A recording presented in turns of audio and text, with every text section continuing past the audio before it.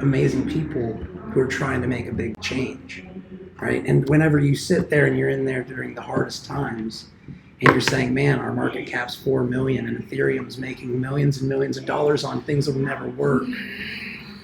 And it has no utility, some of them. Yeah, it's and really now bad. We're at a place where you and I are talking about things that will actually work. Right. Right. And it's like, we've come a long way, and you've put me in a position where I can now finally talk to some of these people in a real place, right. a real setting, right. other than just online where there's no barrier to entry for me either. Right. Right. Very little barrier to entry for me. So you guys have made that possible. So thank you. Right. Well, and thank you to the Tulip Conference, which is why I made my knockoff shirt that promoted BitShares and Beyond Bitcoin too.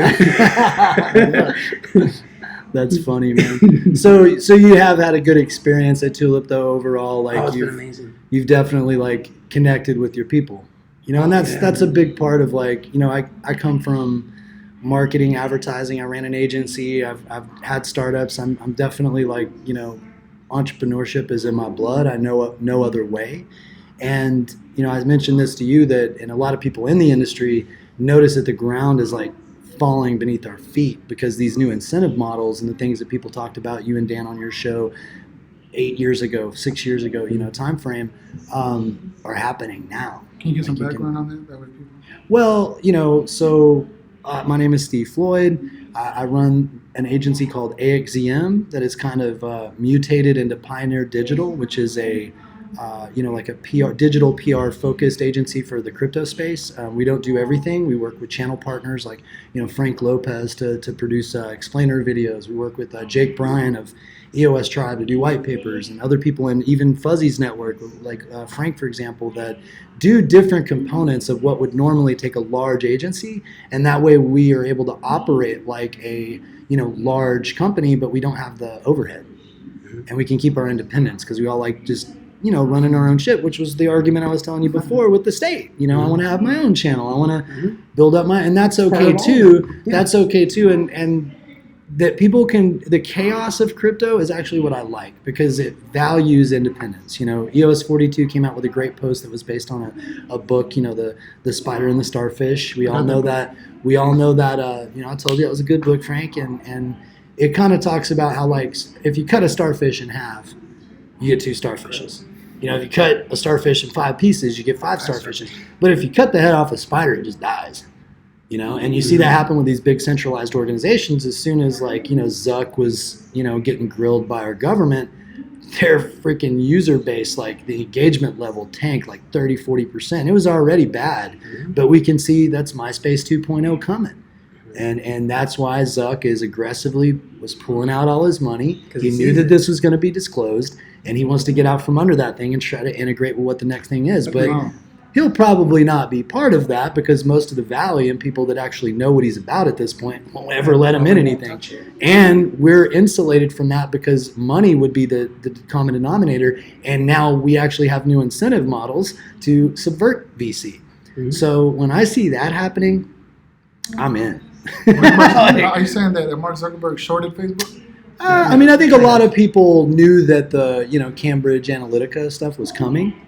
And on the inside, and they saw, and they knew it was coming. They knew these mandates were coming, and they're just smart about it. These are very sophisticated people, man, at the highest levels of finance and technology. Like, algorithmically, they probably saw it was coming. Who knows? You know what I mean? Like, their machine learning probably spit out, natural language processing probably spit out negativity towards this, right? Towards and Facebook they could through predictive modeling. Through predictive modeling, they were able to like come up. Well, there's something coming. There's a problem, and these are the key words that everybody's using. That's a lot of hyperbole. Who really knows? These are the things that are possible, right? And to kind of, I think to help clarify and just like put it into simple packages, everybody knows that this system being centralized, being controlled by somebody who says that who's on record saying that his users are dumb effers.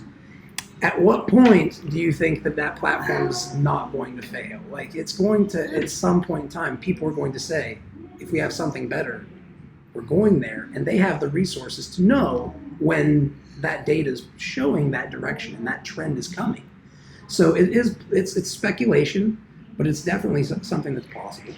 I just see it shifting so quickly over the next 3 to 5 years. A lot like, desktop publishing came in, and there were guys from the early to mid 80s all through, up until like 90, 91 making good money just running a printer.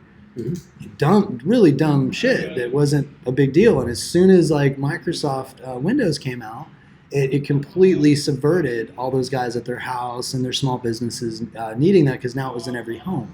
So I see that, and it only happened over about a year and a half. It was extremely quick, and it was completely over. And I see that similar like shift I saw as a kid, happening now. Like, it's all these guys who are stuck on like web services and traditional agency models and any kind of like service-based business around like traditional small to mid-sized businesses. Not only has the gap and the barrier to entry changed for building a website or doing your own marketing, and the common knowledge and data and resources are out there to do this yourself. You could like go in 2 or 3 months and actually learn how to set up a campaign, and because there's plenty of documentation out there and there's so much information. So that becomes it's like with all technology, stuff that's extremely difficult and progressive, that no one understands, like TCP, then turns into the standard. So when you talk to your grandma, and when email first came out in the late 80s, and when it started to be more widely used, she thought the internet was email. Yeah. Right? Because that's how she interfaced. Right. So that's it's her like, experience. right. So she didn't know it was TCP or it had anything to do with any internet protocols. It's so, like someone. But it was enabled by that underlying protocol. Right. And now we just have a new protocol. So people call it blockchain. They consider it cryptocurrency, but it's just a means to transmit value. And there are different sub protocols for blockchains, which is the place where we're kind consensus of mechanisms. Right now, and how many different standards might exist for different use cases that leverage the value of blockchain in different ways. We don't know quite yet. We're still there. We're still at a point where CryptoKitties still can't work, except for maybe on a couple chains, right? 2 or 3 chains in the world, Pretty much. right? So yeah, man, it doesn't have any tangible utility if you really think about it. I mean, it's a cool science experiment, but many of the use cases that have come out in Ethereum and the culture, like I was telling you that when we first talked, like this is for full disclosure to the community.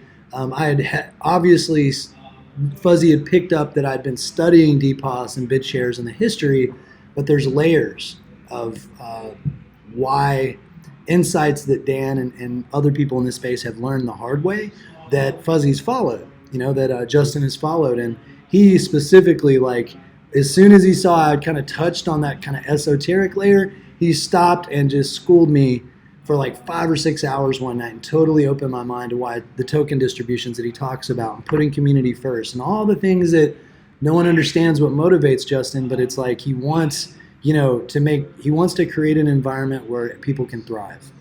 You know what I mean? And that they're not dependent on, those systems, those modes of control. He's very against like centralization of power, of money that is not conscious with that effort. There's a certain responsibility that you have. I think that's a key point, because one of the things that is interesting is blockchains can be more centralized. Right. And one of the points that we there's nothing wrong with like a private blockchain if you have some there use are case reasons for those things, right? Permission. So it's responsible use of the technology, right? Like, what is that the foundation of everything? With every tool that we ever had, we can use it for great things or horrible things. Fire. From the time when people were gathering fire from lightning strikes that happened to trees because they couldn't make it on their own and keep it going in a village somewhere, there would be people who would come in and take the fire and burn down your village. And then there would be other things that, people would take that fire and they'd cook food and nurture, the community, build things, do things that were amazing. Right? It's just, are you constructive or destructive in your energy in this life? And it's a very basic thing that goes back to our very first campfires in the beginning of time. Sure. It's your heart, you know what I mean? And people think you monetize the stuff you do, and there's nothing wrong with making money from the things you love. But that's the great thing about crypto is you can actually do both. Mm-hmm. And most people that are coming into the space don't respect the humanitarian layer of that. There is a massive amount of underbanked people in the world, and this technology is so transformative. You have a responsibility to invest in that positive feedback loop, and that's a big part of what you open my eyes to, is that you can totally have a project that is a commercial project or like we're doing with Coco, Quora for the blockchain. But there's ways to integrate, systems that invest back into the community. You create, like you said, the feedback loop, because that is the core of the whole thing. It's how you iterate. Yeah, like it's how you can afford to. I get it. Yeah. It's all good, dog. You're the Don. Yeah. I ain't hating. You're converting a lot of people with that message, and I will say that everything that we do, EOS Tribe, Pioneer Digital, and any of my ventures is going to probably take 20-30% of what we do and reinvest because of that insight. And then that actually that compounds our efforts. And I've watched it with you. It's like slow and steady wins the race. You don't give a shit if your feed's 150 people, 1,000 people, and it's went all over the place, even back in the SoundCloud days. That's why Frank's like, right? Man, Fuzzy's not getting 100 people. I was like, yeah, but in the SoundCloud days, he's getting a lot of hits during when that stuff. It's still like, there's the crazy thing, and this is because they go dig up the old shows. Well, here's the cool thing, and this is what I keep trying to tell people, is we're storing an archive, right? You never know when people are going to need that information. They might not need it right now, because here's what I've also noticed. If you go look at the trending stuff in crypto, what is the tagline for most of it? Going to the moon. Win moon. Right? Win Lambo. Will this go to the moon? Will this make you super rich? And if you look at the viewership, yeah, we can go with clickbait stuff, or we can create value. And even if the space doesn't quite understand it yet, imagine what you could do if you just went through all the archives of what we have and said, we're going to take a clip here from what Dan said, we're going to take a clip here from what this guy said, because everybody in the community was there. It wasn't just Dan, it was everybody, right? Dan was a very integral part, and I don't think anybody can deny that, but it's also obvious from the archives that that's the case. But you can also see all those little moments, those glimmers of things where other things came in from outside. Somebody came in with an idea. Something, just those little things that get overlooked when we're always talking about pricing. You know what I mean? I like, after that conversation, like I completely, like, not that I wasn't already there the last year, but of course I would monitor my stuff once a week, twice a week to see what the gains and losses were. And I have not checked price like since then. It feels better, doesn't it? It really does. Because when you're invested in the technology that's going to win, you don't care.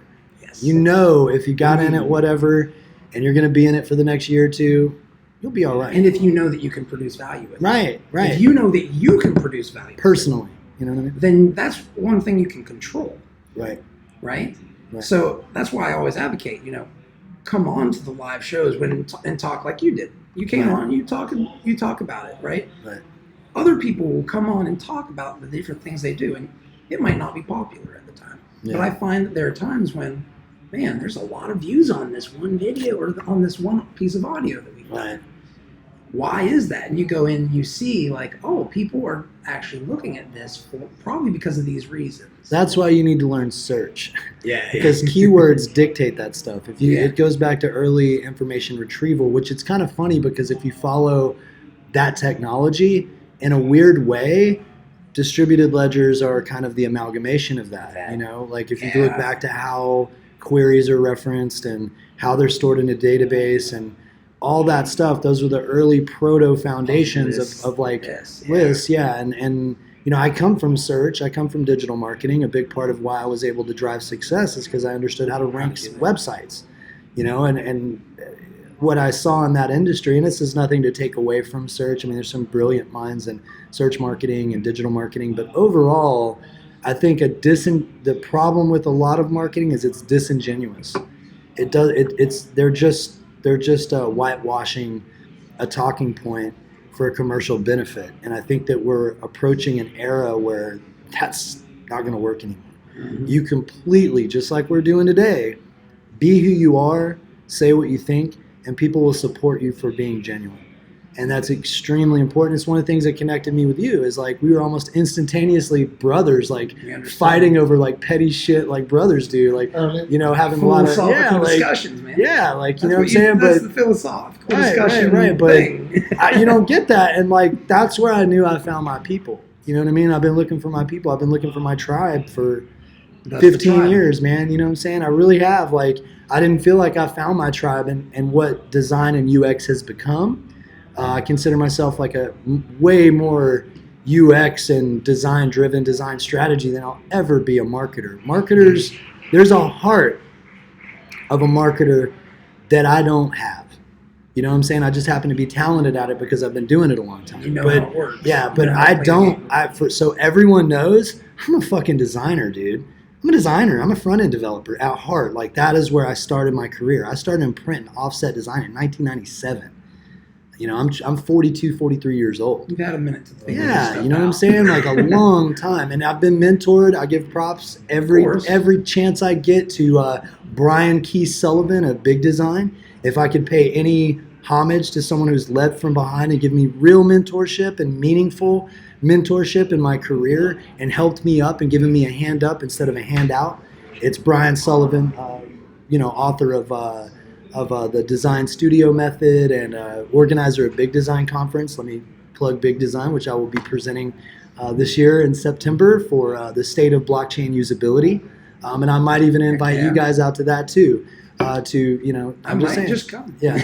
I mean, Big Design is on another level because it integrates like the real practitioners. And that's why they got a little bit of marketing fluff, but 90% of their track is like dudes who are in it.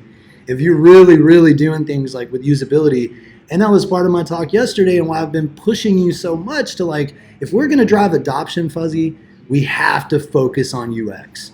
And you've been having arguments behind the scenes about it. I'm not going to put anybody on blast. You specifically, like, let's be clear. Fuzzy has some of the like baddest mofos in the Steemit community as far as developers, you know, who are bros with him, who are like legitimately like good family friends and like they believe in each other's missions. Well, and BitShares. Yeah, I mean, BitShares a lot too. of them came from BitShares. Not hating, gotta give them love on that. Right. But you know, the missing factor is just there's a shortage of good UX in blockchain right now.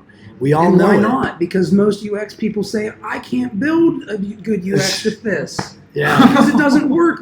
But that's because they don't know what they're doing. Well, but here's the thing. It's like if you go to Google and you can't, and Google takes 25 seconds to do anything, you're going to say right there, I can't do anything with this to help the user experience. Because at the very base, you might be able to do something off chain. Right. You might be able to come up with hacks. Right. With Because of elegant EOS.js, now we have a handler and load balancing to actually make sure that things get pushed to the chain in a timely manner and do not actually fail on the front end like this. But they're pushed to a chain that will be able to accept them. Right. At in scale. a timely manner. In 0.5 blockchain time, especially with multi-threading. Exactly. So these are things that are like, it's like we're ready for it. So I won't lie to you. Like one of the things that people will always hear me say is UX is, and that's why I agree with you. And by the way, he did Project Milkbox's logo.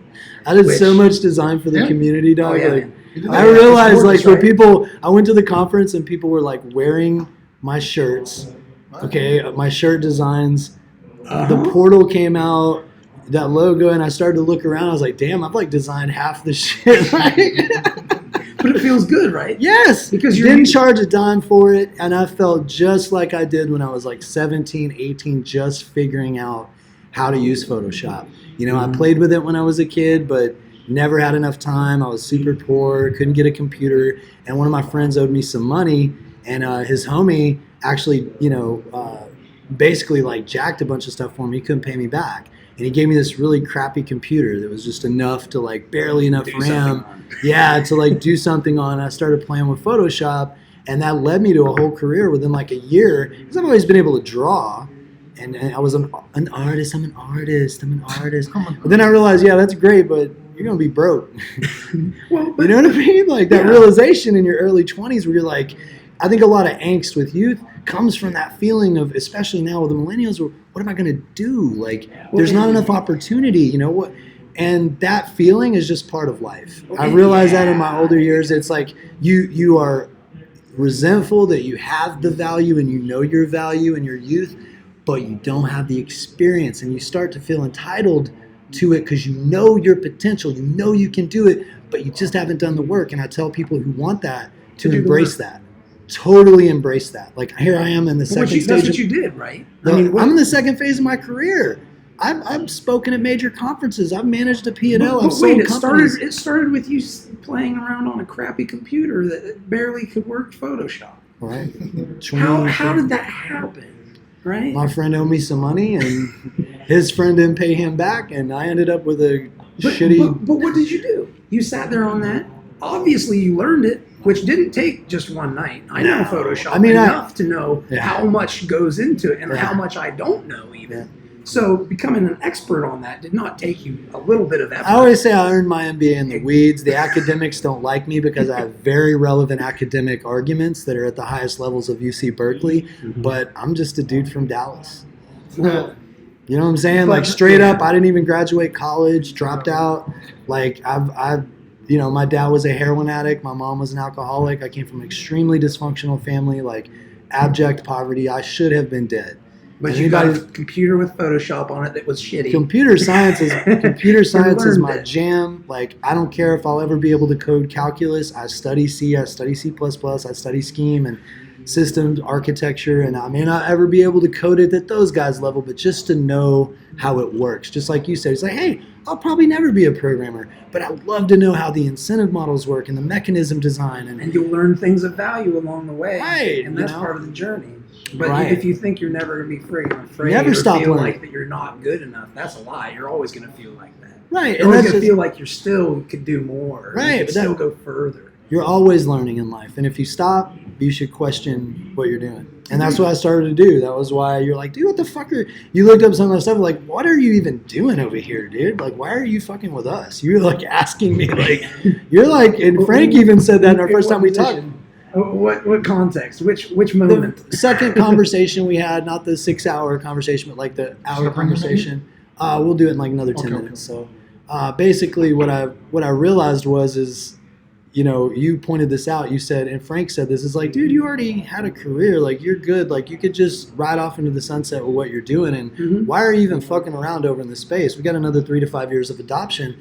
What I saw, and I'll always say this, I got into the WordPress community, but I didn't help a lot of people.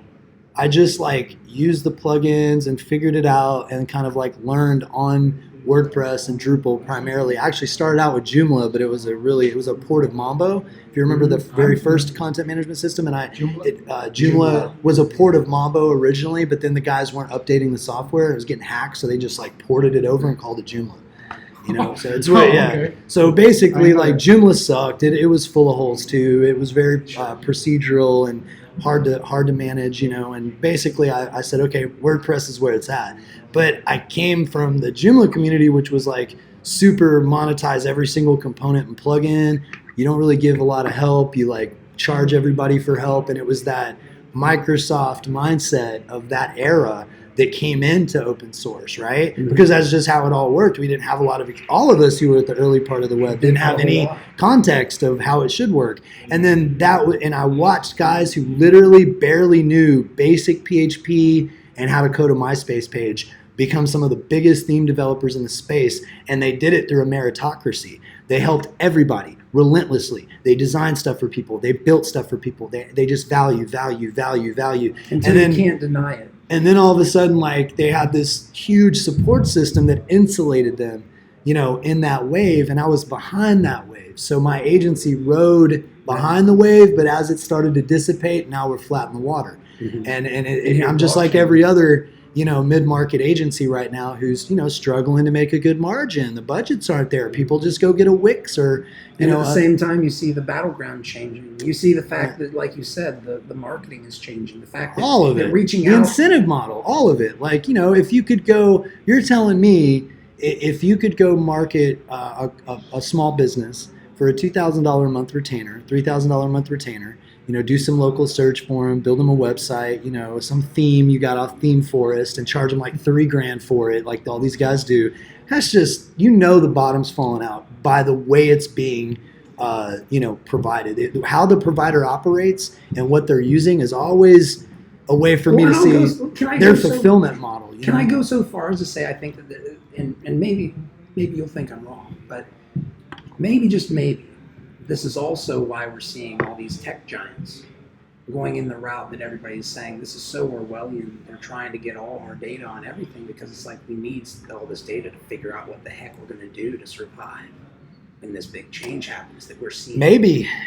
I'm just going back to us plebes on the ground troops in the middle of all this stuff and these shifts, that there's such a fundamental change about to happen. Like I said, if you're a mid-market agency, you're doing stuff for people, you're doing fulfillment for people, and then you look at a token distribution that you could go do pro bono and just like a deposit, and maybe you sweat equity with them for a year, and you do that for 30 people, and you've got like roughly 12 million coins that are worth 30 cents to $1.50. You just made yourself a millionaire by simply adding value. And that's what people need to wake up to. The model is changing, and you heard it. I mean, you didn't hear it from me. That's all fuzzy. Like, give props to Justin here, because he's been a preacher of this message, and that's why I wanted to interview you and just have you come on and have commentary. Well, I appreciate the opportunity, because that's the reality. Is like we really are moving to a very different incentive model, and it completely subverts the system in ways that you guys cannot even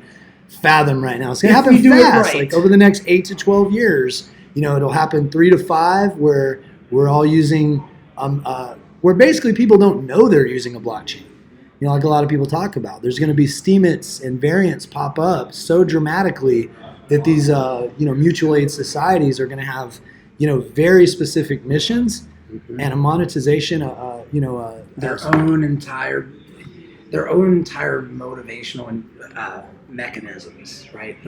The mechanisms that get people to act in different ways that are beneficial to the chain. You're going to have different models, kind of like the guy that you were talking about, Brad. I don't want to say too much. Just right.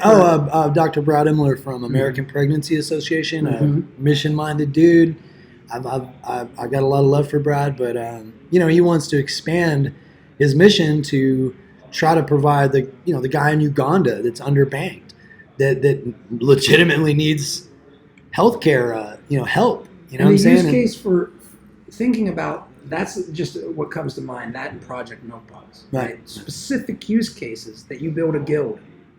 Anybody who's played, if you've played a game and you've been in a guild or run a guild, you should look into cryptocurrency, because you can leverage this. And this is, I think, the funniest thing was, and it'll always be funny to me, and it's this, if I'm going to give anything for anybody to remember, is the irony of this.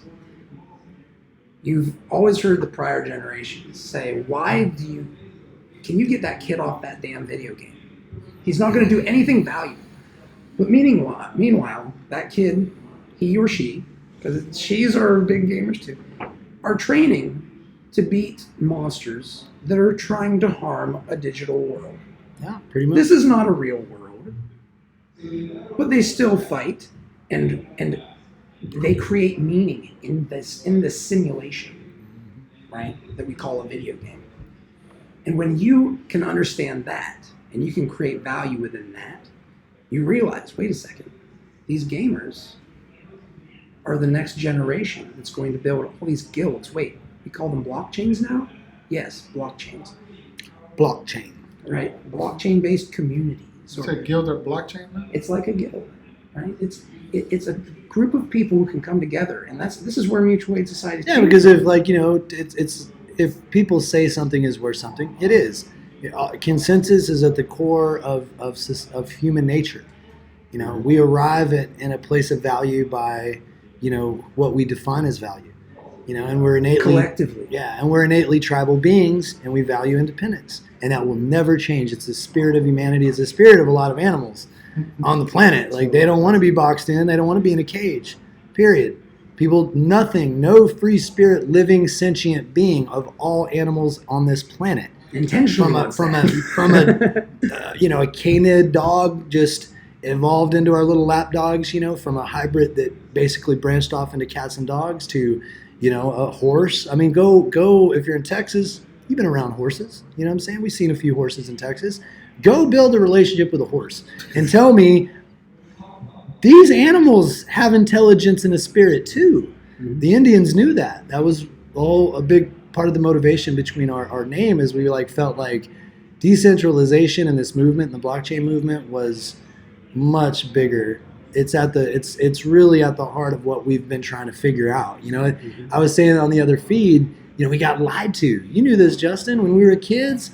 We thought like the internet was gonna just as kids, whether you were 6 or 7, just your first time being on it on AOL, or you were 14, 12, whatever your age group is, from 28 to 41. We were all promised in that era, 87, 88 to like 93, that the internet was going to change society. It did. It did change society. But I mean change, like create a utopia, right? Yeah, like it was going to be the future. It was going to be the future. There's always that zeal in technology. But the weird thing about blockchain is because we're talking money now. We're talking, trading value. And these new models that are emerging from these systems allow things to algorithmically happen, where you just automatically pay for your taxes. The system settles itself, and you stop toiling with paperwork and toiling with the things that don't matter. And we spend our time in this world. The system's never going to fully. I'm just saying we could imagine with a system like this that actually can happen. It automates a lot of those processes. Right. Well, like Dan said, you use the inflation to pay government taxes, and then you actually, you can have your ID and own it, and it can still be released for compliance through PGP keys, where you still keep your actual private keys and information, but can verify by that unique. Right, individual organizations, and still keep your data. If you put all that together, that's starting to look like something like they were talking about. Yeah, something that they were talking about. But of course, it's always, and I know that you probably have to finish this up. So one of the things I like to end all these things with, if you're in, I think we're in that range. Are we in that range? Or you want to continue? I was just touching on the thought process behind, a lot of the things that you talk about. I don't think people have the context of what motivates that. And it's I was just touching on we never let go of that as a kid. Well, we never fully let go of that dream. If you grew up being sold that dream, you actually carry that with you throughout your life, and are like, man, but wait, I thought we were supposed to have hoverboards by now. Like what? Well, what do you mean I got it? What do you mean I can't? Was stolen and put on a shelf somewhere. Yeah, and the guy was threatened, and all these different things. You never know. I guess my takeaway is a lot of terrible things can happen with any technology. Blockchain technology is no different. It could be used to enslave us, But I think we ultimately have to decide. Just like you said, Dan's coming up with options on how to help create unique identities with still having privacy, which I think really was the root of my question. When I asked Dan, if there's no privacy on EOS, look at Anne Frank, the Diaries of Anne Frank. If there was no privacy, then if there's no way of her hiding and writing it in a diary without them knowing where she was, would those diaries have ever existed? And it wasn't trying to attack Dan. It was a very important question, and obviously he's thinking about it all the time, or else he wouldn't come up with these solutions. Right. But we have to leverage these solutions. We have to remain, keep that passionate zeal, but we have to temper it and recognize that there's a darker side that we should always make sure that it's not. We can do great things with it, but recognize that we still have responsibility for how this is used. Absolutely. You know what I'm saying? So, man, yeah. I was trying to give people out there a piece of the kind of debates that me and Fuzzy have behind the scenes. You know what I'm saying? We can talk about it on camera anytime. Yeah, you know what I'm saying? And that's... There's a lot of education that needs to happen, for people to understand. This isn't like kumbaya. You can literally make good money doing this. Yeah. That's what's such a trip about these incentive models is you could actually help a ton of people and get rich, legitimately wealthy. Well, let's say this. Doing it, and that's okay. You could create a project that serves a community. It actually helps the community, just like you said. You get your Satoshi 10 or your token distribution, and doing 8, 10, 12 projects like that over time. It's hard work. It's not easy. You have to reinvest. You have to work on it. I mean, nothing easy. But you're the one driving value into your own diversified portfolio. Right. How much power can you have over your future? Which is the only power most of us really want in this space. We don't want people say, well, influence and money is power. It's really, what most of the people I've talked to, Justin, have been... They want freedom. They want personal freedom. Is all these people, most of the people in this space that I've met. And that's why I've gravitated towards it, because we all just want financial freedom, man. Like, be able to work on the things that matters. A lot of the stuff I have turned into a Larimer fanboy in the process of going down the rabbit hole of this stuff, but I don't want to be a zealot either, you know, and we all hold each other accountable to our ideas. That's why we have these debates. Mm-hmm. You know, we as a community, it's the same thing I said with the adoption talk. We have to be able to ask ourselves those hard questions about, well, it's great, this could work for everybody, but it could also enslave people. Mm-hmm. You know, like you made the point with how identities are handled. We have to be careful about what we put in place during this time period. And it's a big part of your concern on the shows with the community. So you'd rather talk to 20 nobodies who are just out there supporting the show and educating them and getting them to understand than just, you know, the echo chamber. Yeah, I think it's that's why you don't go to all these things. That's why you don't spend the time on that. You spend your time trying to convert people into the space. You know what I'm saying? Yeah, I spend the majority of my time, in all honesty. If I could do this every day, I probably would. But it's a low barrier place for me to get my words out. And I use it as a template to show other people that they can be creating their own, right? And we're even taking it to the next step where you're going to be able to live stream your own, right? And the reason why we're doing this is so people get into this. When you get on the television, right, you watch the television these days, you're trained to believe that that person knows more than you and is better than you. Yeah. You're watching them because they know more than you, even though you really don't have a whole lot of choices who you get to see on the television. So not much. This model has trained us to believe that we are not experts in our own rights. And every nobody, every faceless person, everybody who's not really necessarily noticed, but has a lot of value. Listen to your show. Yeah. Listen to your show. Some of these guys are just, hey man, this, and then they'll say a nugget. And they're like, oh, I used to work in the Air Force and I used to do this. And they give you all these insights from their life experience. And that's, it's kind of like the new media, you know, for sure, is you media. You media, yeah. Not YouTube, unfortunately, because they're based on that centralized model, and they have people who moderate, who you don't have control over who moderates. You can't vote them out if they miss it, if they abuse it. You don't have those powers, that control. So now, like you said, it's you media, but now we need the apparatus that allows that, and that's where we're going, right? So yeah, it's going to be a very interesting ride. I think so. And a lot of the stuff you said is I could definitely see a situation where it's going to be so chaotic because there's so many chains and just so many. Is it going to be confusing? Well, no, because if those communities are engaged in those platforms, it doesn't matter.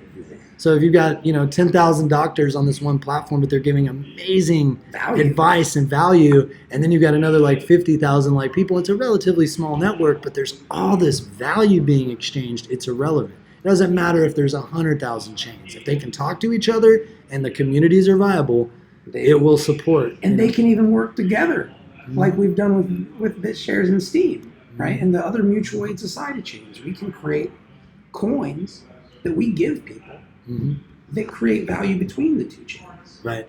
So, and the reason why... Cross-chain tokens. Yeah, the only reason why I want... The originator of the smart media token. Well, I'm not the one who built it. No, you came up with the idea. So I've got to give that man credit. And that guy is El Mato. Right. We all know him from the Steemit community. Yeah, and he actually runs EOS Argentina. Yep.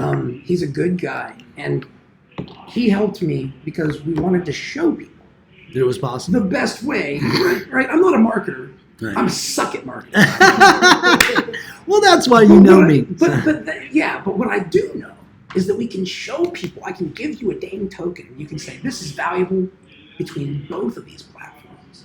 Mm-hmm. Now I don't have to tell you and argue and debate with you. I can say, you see how it's valuable? Oh, I saw it right away, but it's like it was a stunted version of it. Like I feel like we're just in the early stages because you're like just barely. You're like, okay, go send this token to this URL, watch it get upvoted, and count the rewards off that, and compare what was spent and compare what you got. Yep. And it's like, and then you get this little transaction fees, so you're able to actually, and referral links, so it's actually worth it to you. And over time, whatever you gave away, you got back. If I use the referral links, I should. I don't do that. I should. There was some. Other people should. Don't The listen brown- and follow me on that.